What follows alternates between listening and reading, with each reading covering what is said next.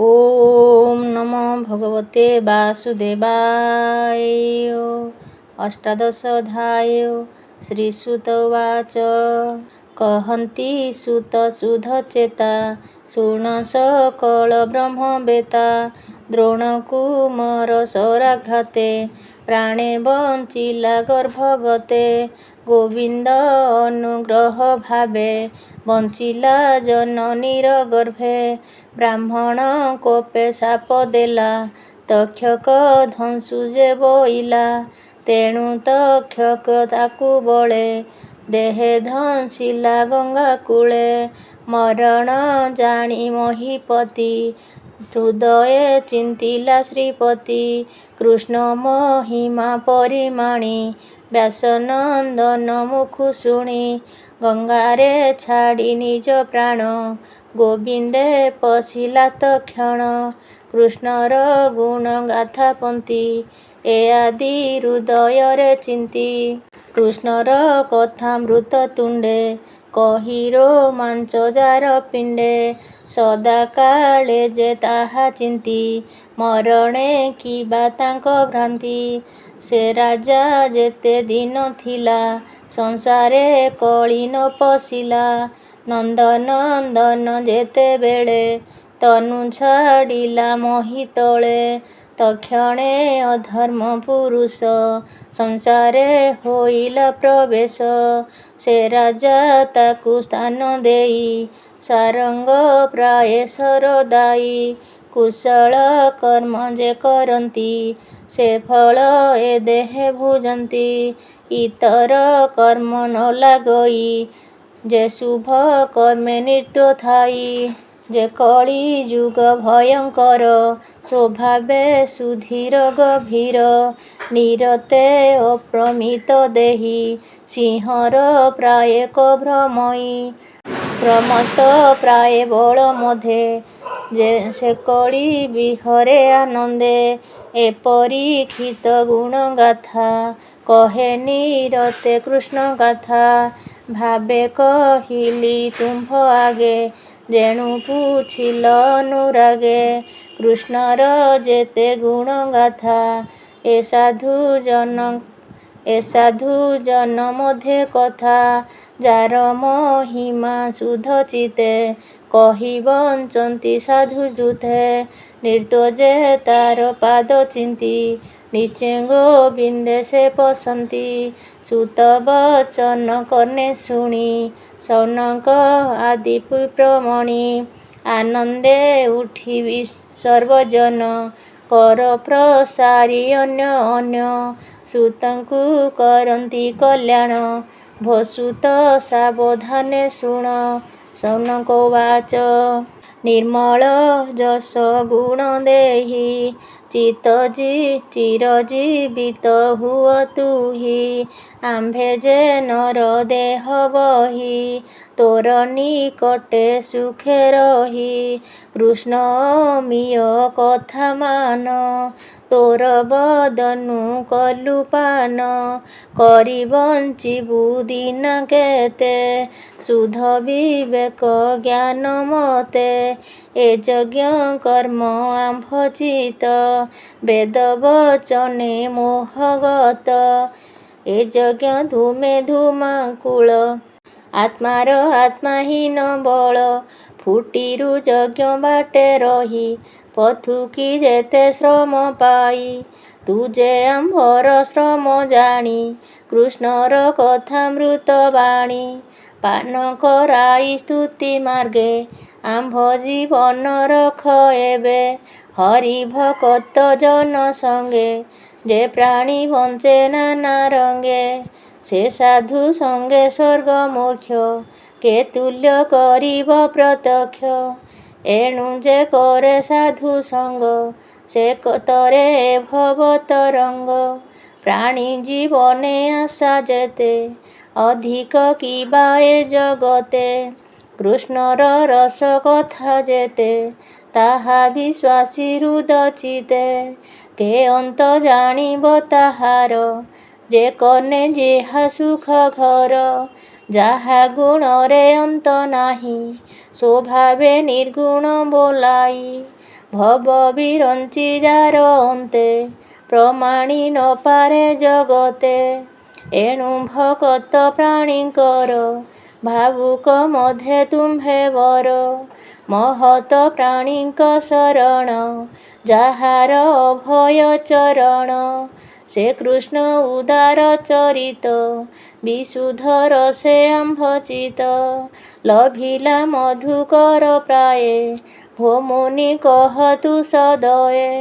କଥା କହ ଗୋବିନ୍ଦ ଗୁଣ ଗାଥା ଯେଣେ ଛାଡ଼ିବ ଭବ ଚିନ୍ତା।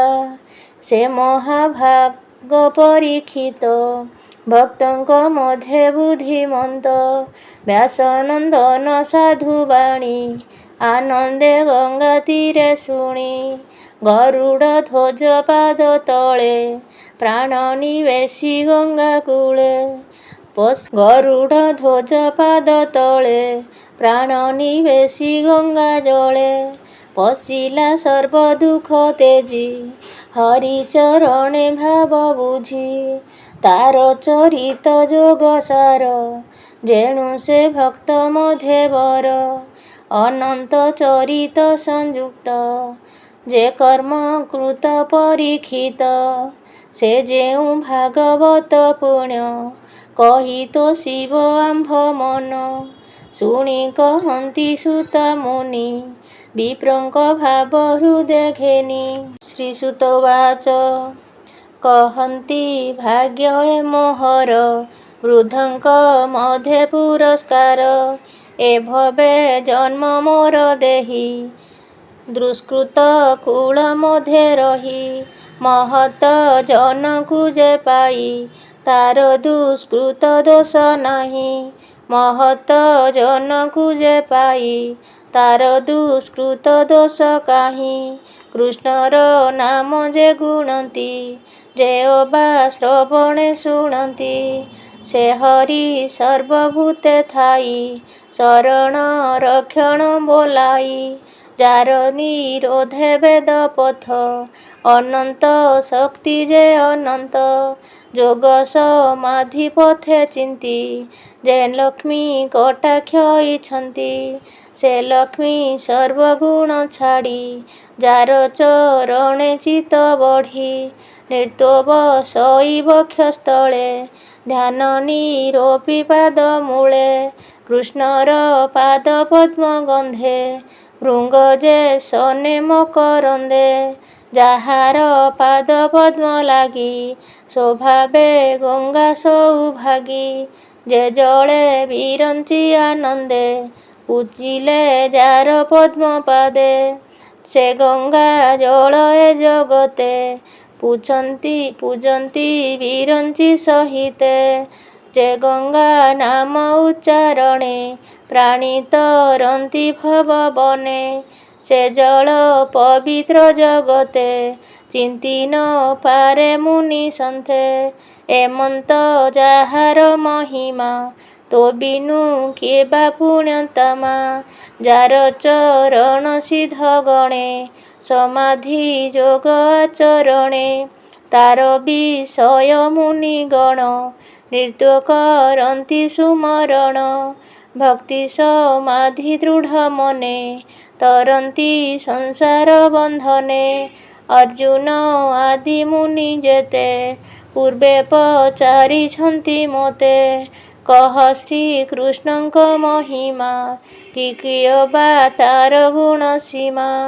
କହିଲି ତାଙ୍କ ମୁଖ ଚାହିଁ ଯେହ୍ନେ ଆକାଶ ଅନ୍ତ ନାହିଁ। କୃଷ୍ଣର ମହିମା ତେମନ୍ତ ଯେ ପକ୍ଷୀ ଉଡ଼େ ଯେତେ ପଥ। ତାର ବାରତା ସେ ଜାଣନ୍ତି ଅଧିକେ ନ ପାରନ୍ତି ଚିନ୍ତି। ଏଣୁ ପଣ୍ଡିତ ଜନ ଯେତେ ଜ୍ଞାନ ବିଚାରି ଏ ଜଗତେ। କୃଷ୍ଣର ମହିମା ବିଚାରି ସହସ୍ର ଜନ୍ମେ କେବା ପାରି। ଏବେ ହୋ ଶୁଣ ବିପ୍ରଜନେ ହରି ଚରିତ ସାବଧାନେ। ସେ ପରୀକ୍ଷିତ ଏକ ଦିନେ ମୃଗୟା ଅର୍ଥେ ଗଲା ବନେ। ମୃଗ ନ ପାଇ ଘୋର ବନେ क्षुधित तृषित बदने जल न पाई पथ श्रमे मिलिला मुनिक आश्रमे देखई एक वृक्ष मूले ब्राह्मण आसन निश्चले आनंदे मुदित लोचने आत्मानिवेशी जोग ध्याने अन्ते निचल मन बुद्धि पवन नवद्वारे रुन्धि इंद्रिय गण परिहारे ध्याने प्रवेश नित्यपुरे आधार नाभि हृदय ऊर्ध्वे मन पवन ब्रह्म रंध्रे सर्वविकारु से अतीत स्थान निवेशी ब्रह्मसुत कपिल जटा भार शिरे हरिण चर्मर उपरे एमन्ते विप्रଙ୍କୁ अनाई तृषित ताकु कंठ होई जल मागिला महाराजा इछई आपणार पूजा उदक आसन ए आदि अतिथि पूजार प्रसिद्धि अर्घ्य सुकृत साधुवाणी नलभि कोपे नृपमणि मने विचारी नृपराज अवज्ञा कला मोते द्विज क्षुधा तृषारे जले मन क्षण क्षण के अचेतन प्रचंड क्रोधे कोपानले मृत रस धनुकूले ब्राह्मण गले सर्प देला ब्राह्मण गले सर्प देला तक्षणे निज पुरे गला पथे चलई नृपमणि ब्राह्मण कथा मने गुणी बोलई कपट एहार निश्चल समाधि गोचर एडे अवज्ञानर देहे क्षत्रिय जन्मे केबा सहे एमन्ते गला नरनाथ तक्षणे ब्राह्मणर श्रुत बालक संगे क्रीडा करे तेजे नल रूप धरे राजार आगमन कथा पितार जेमंत व्यवस्था बालक मुखु शुणी कोपे मिलिला पितार समीपे पितार कंधे सर्प देखी कोपे चंचल कला आखि संसार धर्म जे पालक देखिब ताहार विवेक श्वानर प्राय चेष्टा कला हेले विप्रଙ୍କୁ लंघिला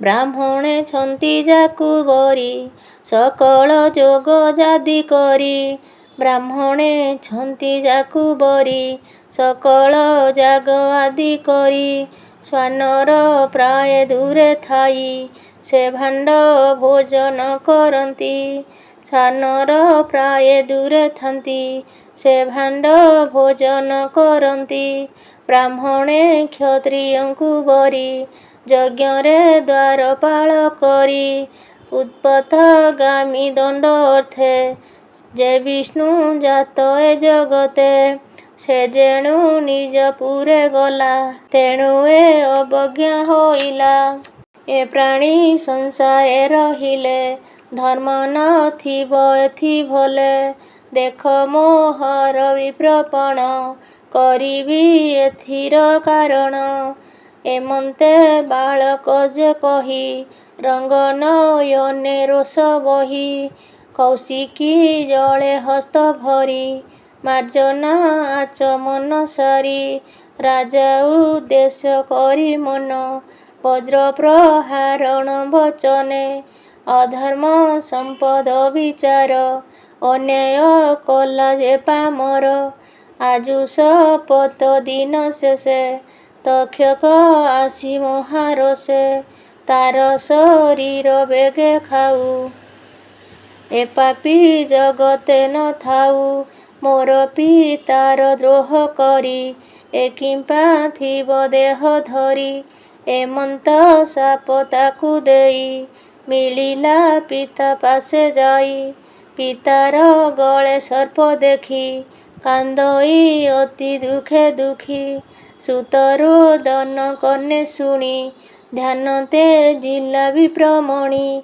ସେ ଅଙ୍ଗୀ ରସ ନିଜାସନେ ଚାହିଁଲା ଉନ୍ମିଳ ଲୋଚନେ ଆପଣା ଗଳେ ସର୍ପ ଦେଖି ଉଠିଲା ଆସନ ଉପେକ୍ଷୀ ଗଳାରୁ ସର୍ପକୁ ପକାଇ ପୁଛଇ ପୁତ୍ର ମୁଖ ଚାହିଁ ହେ ପୁତ୍ର କାନ୍ଦୁ କିସ ଅର୍ଥେ କେ ପ୍ରାଣୀ ଶୋକ ଦେଲା ତୋତେ ପିତା ବଚନ ଶୁଣି ବଳା ସଂକ୍ଷେପୀ ସମସ୍ତ କହିଲା ସୁତ ବଚନ ଶୁଣି କନେ କୋପ ବସିଲା ପିତା ମନେ ପୁତ୍ରଙ୍କୁ ଚାହିଁ କୋପ ଭରେ କହଇ ନିଷ୍ଠୁର ଉତରେ ଅଳପ ଅପରାଧେ ତୁହି ଦୁର୍ବୁଦ୍ଧି ହୋଇଲୁ କି ପାଇଁ ଯାହାର ଭୁଜ ଆଶ୍ରେ କରି ଧନ ସମ୍ପଦ ସୁଖ ସିରି ପ୍ରଜାଏ ସୁଖ ଯେ ଭୁଜନ୍ତି କେ ଅଛି ତାର ଦ୍ରୋହ ଚିନ୍ତି ବିଷ୍ଣୁର ଅଂଶେ ନରପତି ଜନମି ମେଦିନୀ ପାଳନ୍ତି ଏବେ ରାଜାର ଅନ୍ତେ ମହି ଚଉର୍ଯ୍ୟ ବଳେ ଦର୍ପ ବହି ଧନ ହରିବେ ଅନ୍ୟ ଅନ୍ୟ ପ୍ରଜା ବସିବେ ଘୋର ବନେ ଧର୍ମ ଛାଡ଼ିବ ଚାରିପାଦେ ଯେବେ ଲିହିଲା ଅଛି ବେଦେ ସେ ଧର୍ମ ତେଜି ଦୂରାନ୍ତରେ ପଶିବେ ଅଧର୍ମ ଭାବରେ କେହୁ ବର୍ତ୍ତିବେ ଅର୍ଥ କାମେ ବର୍ତ୍ତିବେ ଶ୍ୱାନ କପି ଧର୍ମେ ଯେ ଧର୍ମ ପାଳେ କରି ସ୍ଥିତି ସୁକୃତ ବନ୍ତ ଚକ୍ରବର୍ତ୍ତୀ କଲା ଯେ ତିନି ଅଶ୍ୱମେଧି ଆଗମ ନିଗମ ପ୍ରସିଦ୍ଧି କ୍ଷୁଧାତୃଷାରେ ବୁଲି ବନେ ମିଳିଲା ମୋହର ଆଶ୍ରମେ ତାହାକୁ ଆସ୍ଥା ତୁ ନ କଲୁ ବିଶେଷେ ଘୋର ସାପ ଦେଲୁ ସେ ଆମ୍ଭ ସାପ ଯୋଗ୍ୟ ନୁହେଁ ଅଶେଷ ଧର୍ମ ଦେହ ବହେ ନିଷ୍ପାପ ଭୃତ୍ୟକୁ ଯେ ବଳେ ଦ୍ରୋହ ଚିନ୍ତନ୍ତି ଅବହେଳେ ଅଳପ ଦୋଷେ ତୁ ବାଳକ ମୋହର ମନେ କଲୁ ମୋହର ମନେ ଦେଲୁ ଶୋକ ଏମନ୍ତେ ମନେ କୃଷ୍ଣ ଧ୍ୟାଇ ବ୍ରାହ୍ମଣ ବୋଲେ ତ୍ରାହି ତ୍ରାହି ଭୋନାଥ କରୁଣା ସାଗର ବାଳକ ଦୋଷ କ୍ଷମା କର ତୋହର ଭକ୍ତ ଭଜନ ଯେତେ କୋପ ନ ଥାଇ ତାଙ୍କ ଚିତେ ପ୍ରାଣୀଙ୍କ ଅପରାଧ ସହୁ ତୋହର ଭାବ ନିର୍ତ୍ତ ବହୁ ଅତି ଅନ୍ୟାୟ କର୍ମ ମୋର କୁକ ସୁକର୍ମହୀନ ଦୁରାଚାର ନିରାପରାଧେ ଦ୍ରୋହ ଚିନ୍ତି ଏ ମୋର ଚିନ୍ତେ ଗୁରୁ ଭ୍ରାନ୍ତି ଏଡ଼େ ଅଧର୍ମ କର୍ମ ମୋର ଦେହେ ଲଭିଲି ଦାମୋଦର ଦୁଃଖ ଲଭିଲି ମୁଁ ନିକଟେ ଏ ଘୋର ସଂସାର ସଙ୍କଟେ ଏମନ୍ତେ ପୁତ୍ର ଅପରାଧେ ମହତ ଶାସ୍ତ୍ର ଅପବାଦେ ଅନୁତାପିତ ବିପ୍ରବର କହେ ଗୋବିନ୍ଦ ରକ୍ଷା କର ରାଜା ଯେ ଅପରାଧ କଲା ସେ କଥା ମନେ ନ ଘେନିଲା ଏ ନର ଲୋକେ ସାଧୁ ଯେତେ କୋପ ନ ବସେ ତାଙ୍କ ଚିତେ ପ୍ରାଣୀଙ୍କ ଦୋଷ ନ ଧରନ୍ତି ସମତା ଦୃଷ୍ଟି ଆଚରନ୍ତି ସୁସାଧୁ ଜନଙ୍କର କଥା କେବେ ହେନୁ ହଇ ଅନ୍ୟଥା କହଇ ବିପ୍ର ଜଗନ୍ନାଥ ଭାଷା ପ୍ରବନ୍ଧେ ଭାଗବତ